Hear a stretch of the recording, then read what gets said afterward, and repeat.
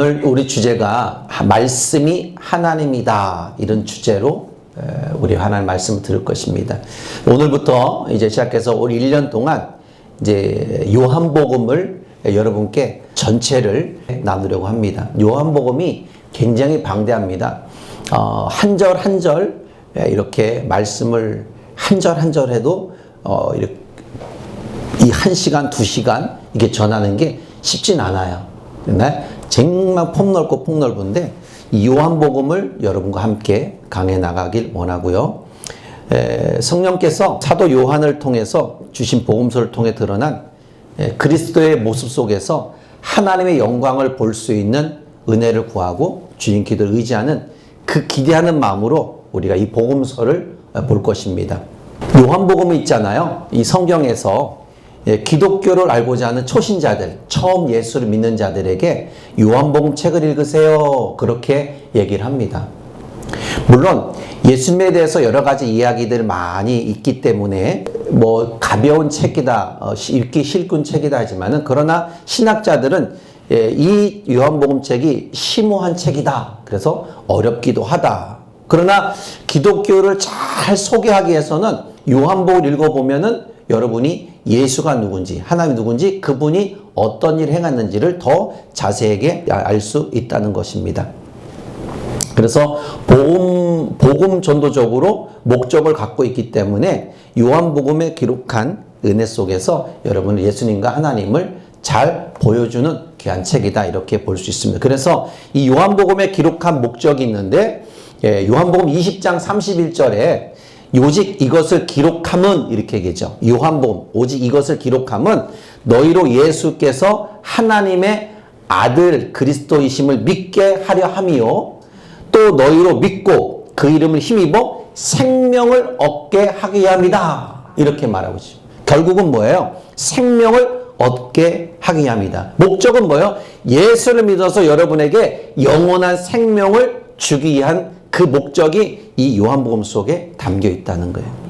그리고 이 요한복음서는 다른 복음서는 사건 위주로 가지만 사건 위주 아니라 이 요한복음은 그 말씀에 어떤 의미가 담겨 있다는 거예요. 의미를 위주로 이렇게 설명하고 있습니다. 그래서 공간복음이라는 건 마태, 마가, 누가 이런 말씀, 이 공간복음인데 그 공간복음하고는 이 요한복음의 차이가 있다는 거죠.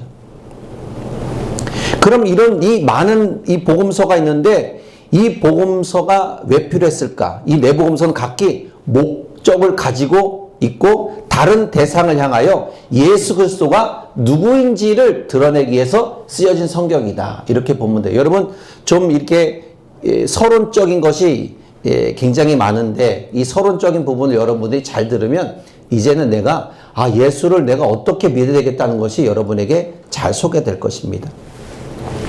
그럼 여러분, 이 공간복음과 요한복음의 그 차이, 성경에서는 네 복음서가 있는데 왜 이렇게 많은 복음서가 필요했을까?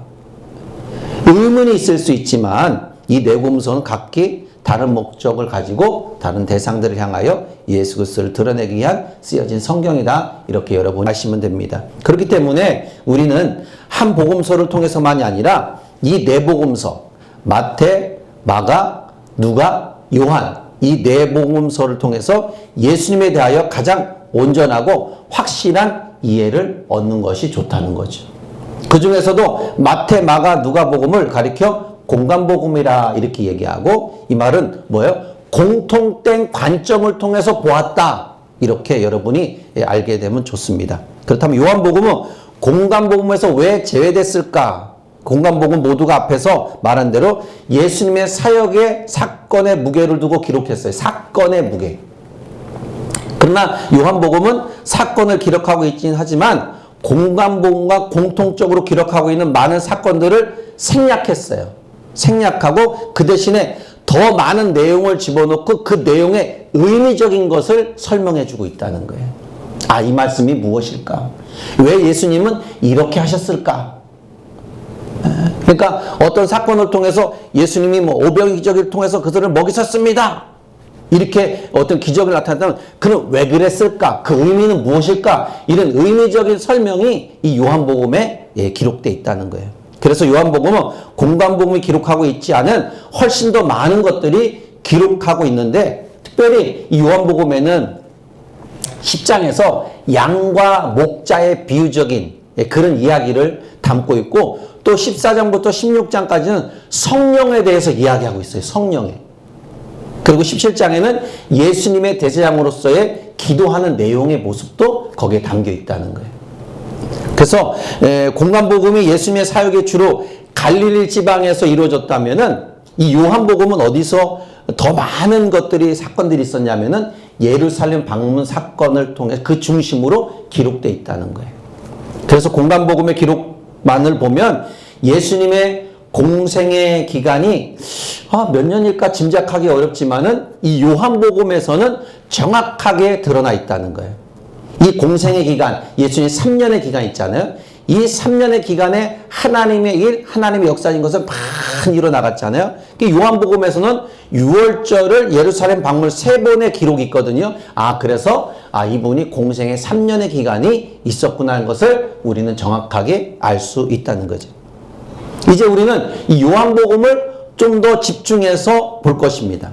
전체적인 본문의 구조를 보면 요한복음 서론을 우리가 아까 얘기했잖아요. 잘 알으면 요한복음 전체를 알 수 있다는 거예요. 이 요한복음 서론 자체는 요한복음 1장 1절부터 18절 말씀까지인데, 이 요한복음을 이해하려면 서론이 굉장히 중요하다는 것을 다시 한번 여러분에 또 강조합니다. 그래서 몇 번에 걸쳐서 요한복음 1장 1절부터 18절까지 몇 편의 설교를 여러분에게 전달해 줄 거예요. 왜? 이 서론이 굉장히 중요해요. 이 서론만 잘 알으면은 예수님에서 깊이 알게 되고, 그 예수님이 어떤 분이라는 걸 더 정확하게 되고, 요한복음에 나타난 모든 일들을, 그 의미를 더 정확하게 알 것입니다. 왜냐하면 요한복음의 이 전체의 내용이 이 서론 부분에 함축되어 있기 때문이죠. 그렇다면 각 복음서의 시작에 차이를 우리가 한번 들어보시길 바랍니다. 마태복음 1장 1절은 어떻게 얘기냐면은 아브라함과 다윗 자손 예수 그리스도의 시작, 이렇게 얘기하죠. 족보에 대해서 쭉 얘기해요. 누가 누구를 낳고 누구를 낳고 누구를 낳고 누구를 낳고 누구를 낳고 이렇게 하잖아요. 그죠? 그러니까 어떤 사람 이렇게 낳는 얘기만 잔뜩 해서 책을 덮어버리기도 하잖아요. 그죠? 근데 이렇게 마태복음 1장은 그렇게 설명하고, 그래서 유대인들을 대상이며 조상 아브라함으로부터 시작해서 예수님이 오시는 단계까지 그렇게 쭉 이야기하고 있거든요. 마가복음 1장 1절에는 뭐라고 하냐면 하나님의 아들 예수 그리스도의 복음의 시작에 대한 그 선포를 알리고 있어요. 그럼 누가복음은 어떻게 하냐? 1장 1절에 보면 우리 중에 이루어진 사실에 대해서 이방인 데오빌로에게, 그 인물에게 예수 그리스도에 대한 진리를 정확하게 그 이방인에게 얘기해 주고 있다는 거예요. 여러분, 누가는 의사입니다. 의사니까 머리가 좀 있겠죠. 그죠? 다른 제자들보다는 어부 출신 이런 제자들보다는 누가는 그래도 의사니까 머리가 좋아요. 그래서 누가는 시대적인 상황을 잘 파악해서 그 시대에 맞는 예수님이 어떻게 일을 하셨는가를 갖다 정확하게 관점을 꿰뚫어서 이야기해 주고 있다는 거예요. 그러면 이제 이 본문에 여러분 여기 보면은 태초의 말씀이 이렇게 나오잖아요. 그죠? 태초라는 것이 나와요. 1장의 1절에 태초에. 이 태초라는 말씀을 한번 살펴볼게요. 여러분 잘 들어보세요. 창세기 1장 1절에도 태초라는 말이 나오죠. 그죠? 요한복음 1장 1절 오늘 본문에도 지금 태초라는 말씀이 나옵니다. 창세기 1장 1절은 뭐예요? 태초에 하나님이 천지를 창조하셨다. 여러분 믿습니까? 저는 늘 다른 분들에게 이런 얘기해요. 창세기 1장 태초에 하나님이 천지를 창조하셨다. 이것만 믿어도 천국 가는데 지장이 없다. 저는 그렇게 얘기해요. 왜? 이게 믿어져야 돼요. 여러분, 이 세상 모든 걸 하나님이 창조했으면 믿습니까? 이게 믿어지면 되는 거예요. 이거 안 믿어지면 예수 안 되는 거예요. 그러니까 창세기 1장 1절과 요한복음 1장 1절에 나오는 단어 이 태초는 어떤 차이가 있을까? 여러분 궁금하지 않습니까? 태초라는 이 창세기 1장에서 태초는 하나님께서 천지를 창조하시는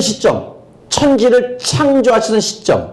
그러나 요한복음의 태초는 말씀이 계셨던 태초를 설명하고 있는 거예요. 이어지는 내용을 보면 그 말씀이 바로 예수 그리스도를 가리키는 단어라는 거예요. 이 말씀이 누굴 가리키는 거예요? 예수 그리스도를 가리키고 있다는 거예요. 그래서 천지를 창조하기 전에 하나님이 계셨던 영원 전의 때를 가리킨다는 거죠. 그러니까 세상을 창조하기 전에 이미 그분이 계셨다는 거, 그죠?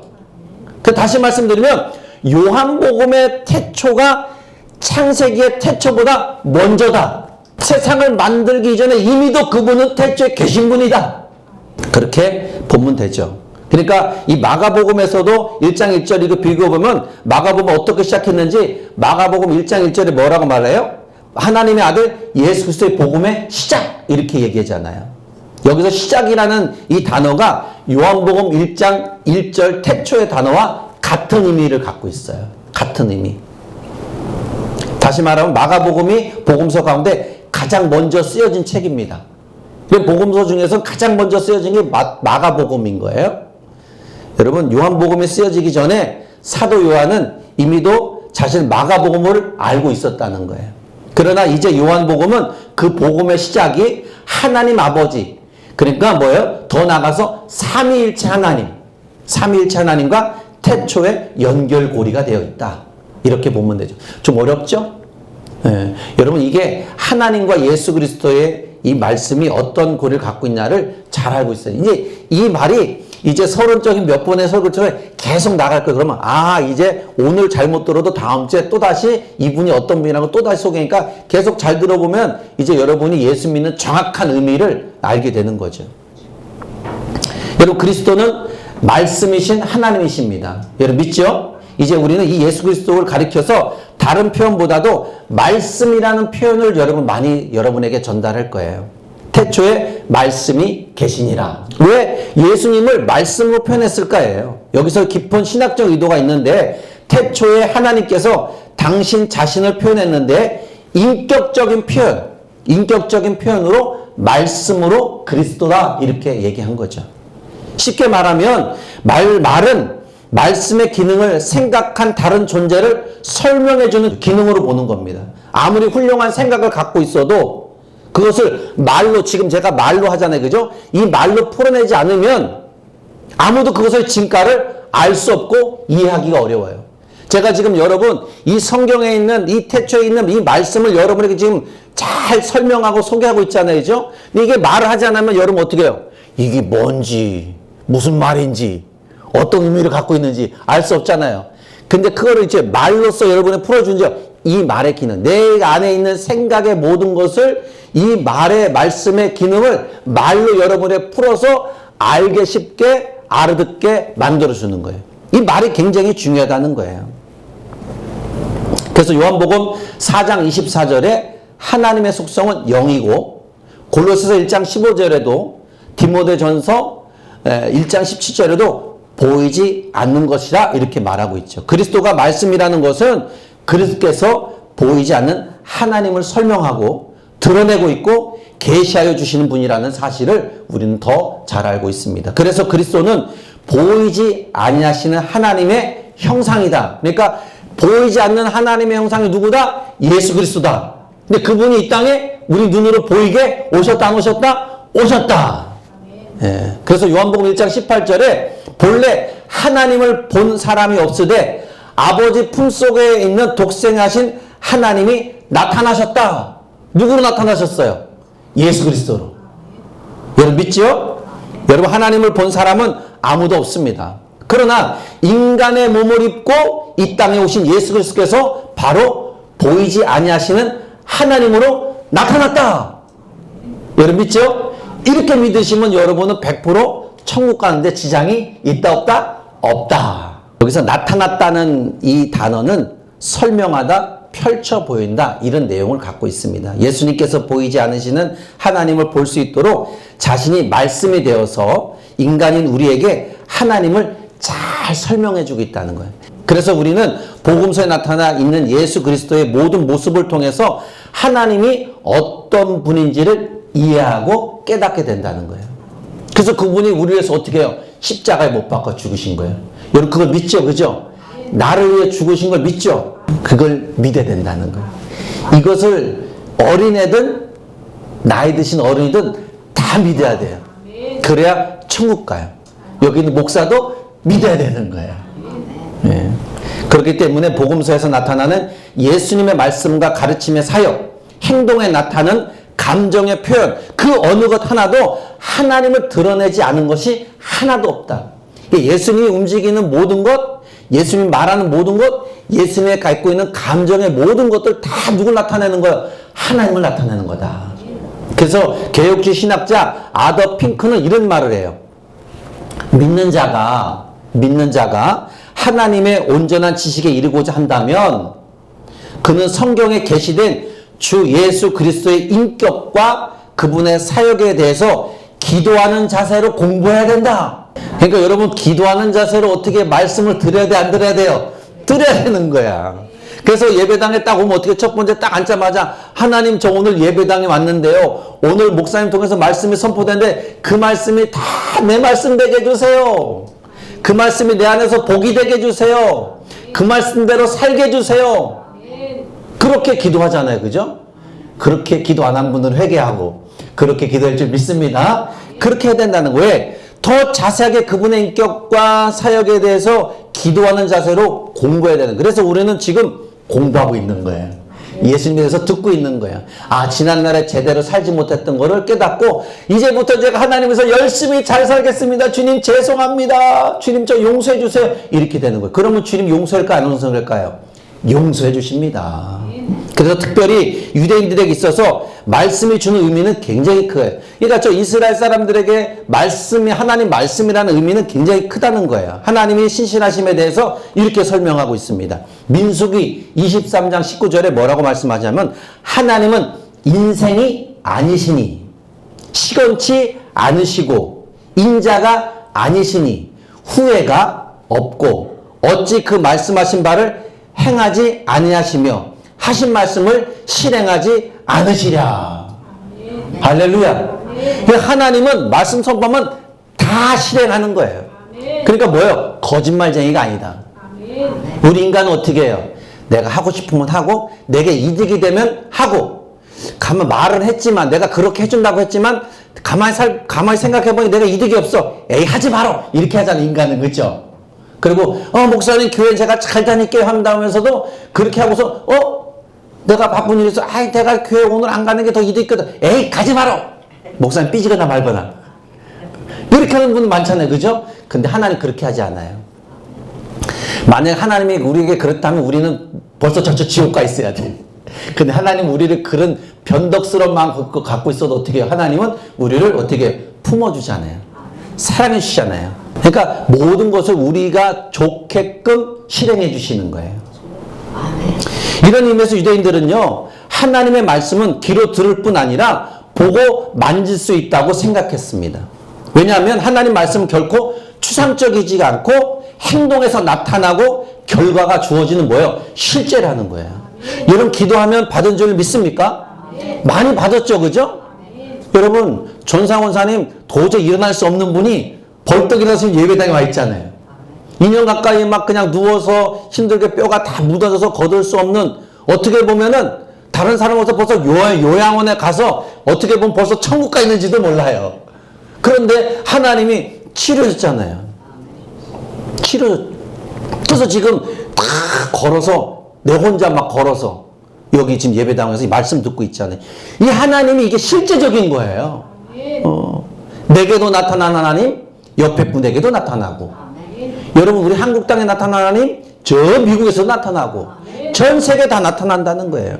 실질적으로 하나님이 그 사실에 입각해서 거짓말하지 않고 그 역사의 능력을 나타내고 있다는 거예요. 그래서 이 부분을 요한일서 1장에서 이렇게 말해. 요한일서 1장 1절에 뭐라고 말씀하시냐면, 태초부터 있는 생명의 말씀에 관하여는 우리가 뭐요? 들은 바요, 눈으로 본 바요, 주목하고 우리 손으로 만진 바 되시라. 할렐루야. 만졌어요, 안 만졌어요? 만졌어요, 안 만졌어요? 만졌죠. 일어날 수 없는 분이 일어났으니까 하나님 우리가 만지거나 다름없죠. 여러분 옆에 하나님 계시죠? 어떻게 제 옆에 하나님 계신 것 같아요? 아멘이죠. 하나님이 계신 거예요. 그래서 바로 예수 그리스도 말씀이라는 것은 어떤 의미를 가지고 있다는 거예요. 예수 그리스도는 보이지 않는 하나님을 당신 자신을 통해서 인간으로 보였고 설명하신 분이라는 거. 하나님이 어떤 분이라는 걸 자세히 설명하는 분이 누구예요? 예수님인 거예요. 이것도 여러분, 예수 그리스도가 아니면 아무도 하나님을 알 자가 있다 없다? 없다. 없다. 이것이 우리 주님께서 친히 말씀하신 그 우리에게 의미를 부여하고 있는 거예요. 자, 그러면서 그 예수 그리스도가 어떻게 우리를 인도하냐? 요한복음 14장 6절로 9절, 요한복음 14장부터 16장은 성령장이랬죠. 그 예수님이 어떤 일을 하는지 한번 보세요. 14장 6절로 9절, 예수께서 말씀하십니다. 내가 곧 길이요 진리요 생명이니 나로 말미암지 않고는 아버지께 올 자가 없다. 너희가 나를 알았다면 내 아버지도 알았다. 이제부터 너희가 그를 알았고 또 보았느니라. 빌립이 가로되 주여 아버지를 우리에게 보여주옵소서. 그리하면 족하겠습니다. 이 빌립이 보고 있으면서도 보여달라고 하는 거예요. 예수께서 가라사대 빌립아, 내가 이렇게 오래 너와 함께 있었는데 내가 나를 알지 못하느냐? 하나님이 내가 지금 예수로 나와서 너하고 함께 있는데 왜 너는 하나님을 알지 못한다고 보여달라고 하고 있느냐? 나를 본 자, 예수를 본 자는 아버지를 보았거늘 어찌하여 아버지를 보여달라고 하느냐? 할렐루야. 여러분 하나님 있음을 믿죠? 여러분 하나님이 살아계신 믿으려면 여러분 권사님이 살아서 지금 여기 나와 계시잖아요. 하나님이 그 뼈를 다 붙여줬잖아요. 그 지금 그 증거가 있는데 하나님 없다고요? 계시지요, 그죠? 계시죠. 유자 권사님 계시죠? 할렐루야. 예. 여러분 예수님을 안다면 하나님을 아는 것이고 보았다면 하나님을 본 것이라고 예수님은 말씀하고 있는 거예요. 왜냐하면 예수 그리스도는 말씀이시기 때문에 그래요. 예. 여러분 본문은 더 살펴보면 태초에 말씀이 계셨는데 이 말씀은 곧 누구라고요? 하나님이시라 이렇게 선포하고 있잖아요. 태초에 말씀이 계셨는데 이 말씀이 곧 누구다? 하나님이다. 예수 그리스도는 보이지 않는 하나님을 설명하는 특별한 인간이 아니라 하나님 자신인 거예요. 한 사람의 인간이 하나님을 설명하기 위해서 예수가 아니라 그냥 그 예수 자체가 하나님이라는 거예요. 특별한 인간이 아니에요. 요한복음 처음부터 바로 예수 그리스도가 하나님 자신인 걸 강조하고 있다는 거예요. 그리고 그리스도의 신성에 대해 부분은 그는 완전한 인간이지만 완전한 하나님입니다. 그래서 요한복음 10장 30절에 나와 아버지는 뭐다? 하나이다. 여러분 믿죠? 나와 아버지가 누구요? 예수 나와 하나님은 하나이다. 예수님이 이 주장 때문에 유대인들에게 돌에 맞을 뻔했어요. 예수 그리스도는 천지를 창조하신 하나님 자신입니다. 그래서 잠언서 8장 30절 31절에 그리스도는 하나님과 함께 계셨다 이렇게 표현도 하고 있습니다. 여러분 오늘 본문에서 우리가 주목해야 할 것은 한 가지 더 있는데 이 말씀이 하나님과 함께 계셨대요. 정말 너무 신기해요. 말씀이 하나님과 함께 계셨다. 이 구절은 그리스도는 하나님과 함께 있었다 이 말이죠. 우리말로 함께라는 번역된 이 전치사는 함께라는 뜻 외에도 무슨 뜻이냐면 무엇을 향하여라는 뜻이 있습니다. 다시 말하면 그리스도께서 하나님을 향하여 계셨다 이렇게 읽어도 되는 거죠. 예수님께서 하나님을 향하여 계셨다. 이것을 증명하는 말씀이 뭐냐면 잠언서 8장 30절 말씀에 뭐라고 말씀하냐면 이렇게 말해요. 내가 그 곁에 있어서 창조자가 되어 날마다 기쁘신 바가 되었으며 항상 그 앞에서 즐거워하였다. 그러니까 늘 함께 있었던 거예요. 이 말씀이 그리스도가 창조 이전에 창조 때 성부 하나님과 함께 있었던 관계가 기쁨으로 묘사되고 있는 거예요. 여러분 그렇다면 이제 우리는 이 말씀을 통해서 어떻게 해야 돼요? 내 삶에 적용해야 되겠죠. 이제 내가 어떻게 살아야 될까? 나 정말 이렇게 삶을 살고 싶은데 이제 여러분에게 이 말씀을 주고 싶은 거예요. 오늘 본문의 말씀을 통해서 제일 먼저 우리가 잊지 말아야 할 것을 생각해야 합니다. 예수 그리스도는 모든 그리스도인들의 뭐다? 모범이라는 사실을 잊지 말라는 거예요. 그래서 어떻게 해요? 예수 닮기 원합니다. 진심으로, 진심으로. 예수 닮기 원합니다. 진심으로, 진심으로. 그러니까 예수 닮기 원한다고 찬송가도 하잖아요. 그죠? 여러분 예수 닮기 원합니다. 기도도 하잖아요. 그죠? 그리스도인들에게 모범이 누구예요? 예수님의 삶, 예수님인 거예요. 이 사실인 거예요. 타락한 인간과 인류의 하나님의 형상으로 지음받은 인간의 삶이 어떤 것인지를 유일한 모범으로 바로 이 땅에 인간의 몸을 입고 오신 예수 그리스도라는 거예요. 이 부분을 성령은 바로 사도 바울을 통해서 이렇게 말하고 있어요. 바울 사도를 통해 뭐라고 말하냐면 로마서 8장 29절에 하나님이 미리 아신 자들로 또한 그 아들의 형상을 본받기 위하여 미리 정하셨는데 이는 그로 많은 형제 중에서 맏아들이 되게 하려 하십니다. 그 아들의 형상을 본받기 위하여 이렇게 말씀하고 있어요. 여러분 우리가 요한복음을 생각하고 들어야 할 이유는 있습니다. 바로 말씀이신 하나님 예수 그리스도를 보고 그 분을 닮아가는 겁니다. 다시 말하면 넓게 하나님의 성품을 닮아가고 그분의 성품을 드러내며 하나님을 영화롭게 하는 것이다. 더 정확하게 말하면 예수를 제대로 믿어라. 예수를 제대로 믿어라. 믿으려면 제대로 믿어라. 뜨뜻미진하게 하지 말고 차든지 덥든지 선택하라. 미지근하면 확 터여버리겠다. 그러니까 여러분 제대로 믿을 수 있습니까? 여러분 제대로 믿어야 돼요. 세상이 얼마나 흉악합니까? 어느 목사님이 이런 얘기를 해요. 목사님, 지금 목사님한테 예수 믿으라면 믿겠어요? 이래요. 물어봐요, 저한테. 그 제가 뭐라고 말했겠어요? 믿어야 됩니다. 그랬죠. 여러분, 목사님, 지금 목사님이 지금 세상에 태어났다면 목사님이 지금 예수 전혀 안 믿고 있어요. 지금 그런데 지금의 세상에 태어났다면 그리고 지금 이만큼은 성장했다면 누가 나에게 와서 목사님이 와서 예수 믿으면 믿으시겠어요? 저는 지금 목사님이라는 신분 때문에 그냥 믿죠 했지만 가만히 곰곰이 생각해 봤어요. 곰곰이 지금 누가 나에게 내가 예수 믿지 않았는데 누가 나에게 와서 예수 믿으라고 하면은 내가 믿을 수 있을까? 왜 그럴까요? 왜 그런 생각이 들었어요? 세상에 너무 보기 좋은 곳이 많아요. 먹고 싶은 것도 많고 가고 싶은 곳도 많아요. 세상에 보기 좋은 거, 먹고 싶은 거, 가고 싶은 게 얼마나 뭔지 몰라요. 꼭 그런데 노는 날 가야 돼. 다른 날은 못 가. 일해야 하기 때문에. 그러니 그것 때문에 버릴 수 없어서 예수 못 믿겠다는 거죠.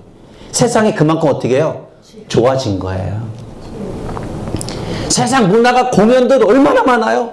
너무 좋죠. 눈을 휘둥거리게 하는 게 많아요. 어느 목사님이 이런 얘기를 해요. 이번에 크리스마스가 돼서 교회에 트리를 해놨는데 200만 원 들여도 트리를 해놨대요. 우리 200만 원 안 들여도 우리 교회 트리 이쁘죠, 그죠? 여러분 우리 교회 거니까 내 교회 거니까 아멘 하지만 어쨌든 이쁘게 해놨어요. 그런데 200만 원 들여서 교회 해놨는데 뭐라고 얘기했는지 알아요? 진짜 좋은 트리는 저 세상 밖에 있대요. 그러니까 200만 원 작은 돈이 아니잖아요. 그죠? 200만 들어서 트리를 해놨는데 세상에 한 트리에 게임이 안 된대. 게임이 안 돼. 그래서 여러분 트리 보려면 저 밖에 나가서 보세요. 그렇게 했대요. 게임이 안 돼요. 게임이 안 돼. 그러니까 그만큼 세상이 너무 보기 좋게 만들어 놓은 거예요. 세상이 너무 좋게 만들어놔서 예수를 믿지 않게끔 다 만들어 놨어요. 그러니 여러분 교회를 떠난 사람이 얼마나 많아요. 그러니 여러분 교회에 앉아 있어도 자꾸만 딴 거 생각하는 거예요. 우리 목사님 말씀 빨리 끝나야 되는데 오늘따라 왜 이렇게 길어 이렇게 생각이 드는 거예요. 왜? 빨리 끝나고 어디 갈 생각하니까. 누굴 만나서 맛있는 거 먹을 생각하니까. 누굴 만나서 어디 좋은 데 가서 구경할 생각하니까. 내가 뭔가 하고 싶은 걸 해야 되니까. 그러니까 예배당에 있어도 다른 게 생각나는 거예요. 하나님을 생각하고 그분에게 어떤 분이라는 걸 생각하고 그분을 공부하려고 하지 않는다는 거예요. 여러분, 예수를 잘 믿어야 할지 믿습니다.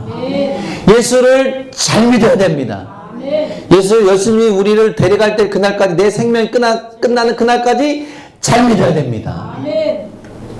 여러분, 우리가 예수를 정확하게 보지 못하고 어떻게 믿을 수 있겠어요? 계시된 이 성경 말씀을 통해서 그리스도를 주목하고 있지 않고 어떻게 예수를 믿을 수 있겠냐고요. 이 성경을 우리가 집중해서 보지 않으면 어떻게 예수를 믿냐고요. 여기에 예수님에 대해 소개를 다 해놨는데, 하나님이 나는 어떤 분이라고 얘기를 다 해놨는데 이걸 믿지 못하면 우리는 불가능한 거예요. 그래서 이 시간에 여러분 말씀을 통해 여러분에게 선포하는 거예요. 예수에 대해서 제가 소개하는 거예요.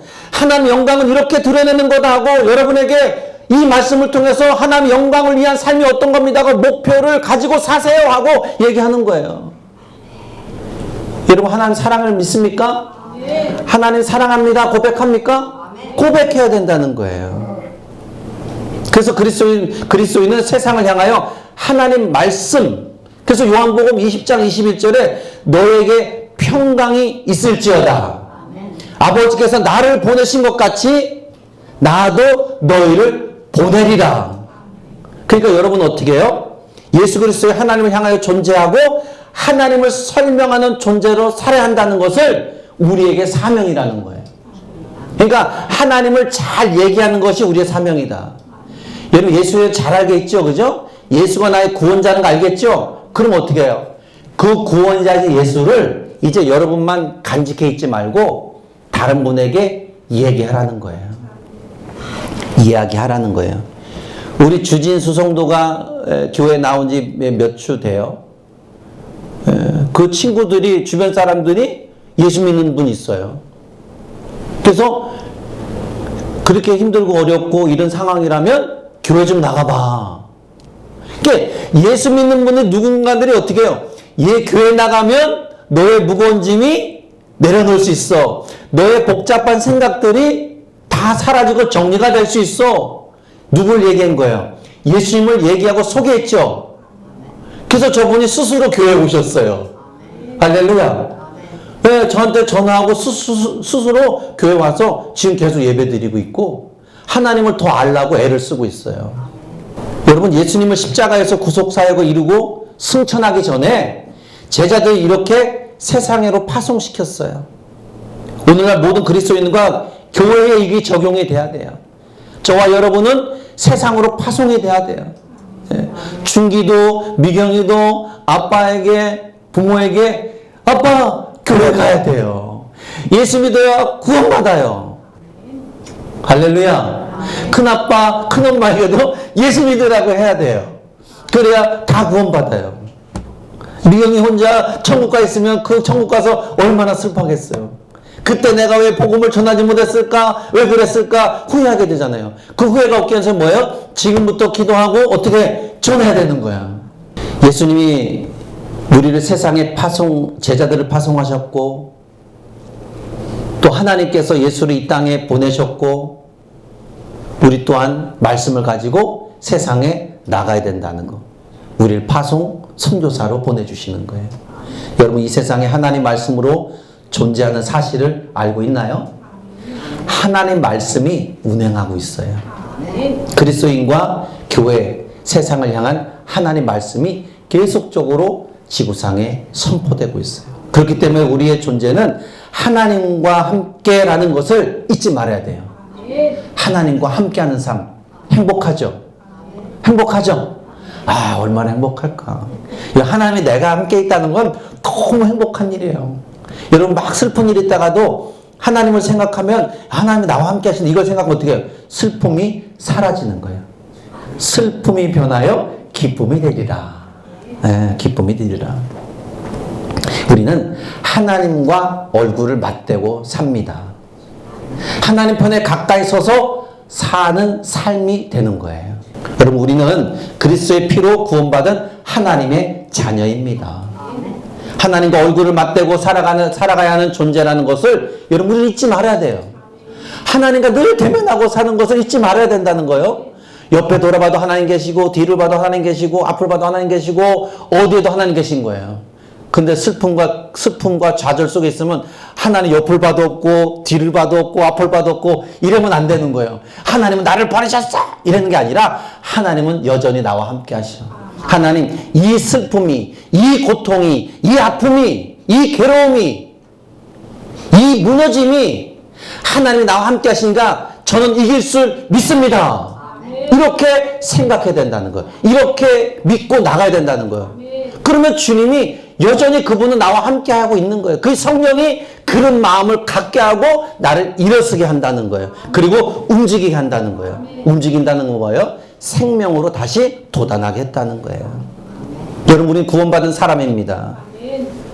구원받은 사람이라면 우리는 거듭날 줄 믿습니다. 거듭난 사람이라면 예수 그리스도를 잘 믿을 줄 믿습니다. 여러분, 무엇보다도 먼저 하나님과 얼굴을 맞대고 하나님 편에 가까이 서서 하나님과 함께 살아가는 삶을 살도록 우리는 소명을 받았습니다. 이 사실을 잊지 말고 꼭 기억해야 되는 거예요. 그래서 이 세상 앞에 보이지 아니한 하나님을 설명하는 존재로 여러분 인생을 꼭 사시길 바랍니다. 내 자녀가 믿지 않으면 내 자녀에게 예수님에 대해서 잘 설명하세요. 내가 예수를 믿어봤더니 우리 예수님은 이런 분이다. 내 아들아, 예수님을 이렇게 잘 너가 믿었으면 좋겠다. 여러분, 그렇게만 하면 돼요. 그러면 그 마음을 움직이는 분 누구다? 하나님, 예수님이다. 세상 앞에 놓여 있는 주를 부인하는 모든 자들에게 여러분의 말로, 행동으로, 그리스도의 삶의 방식으로 하나님을 계시해서 보여주기를 바랍니다.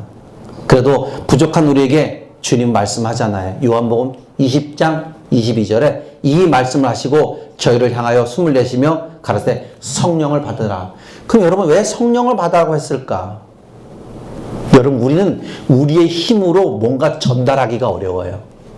우리의 힘으로 무엇인가 하기가 어렵다니까요. 그래서 우리 그리스도인들은 성령의 능력과 은혜가 아니고서는 주님이 주신 사명을 감당하기가 어려워요. 그러니까 성령의 충만함이 있어야 된다, 없어야 된다? 있어야 된다. 그래서 우리에게 뭐라고 해요? 성령 충만함을 받으라. 그 성령의 충만함을 해서 하나님의 은혜를 구해야 되는 거예요.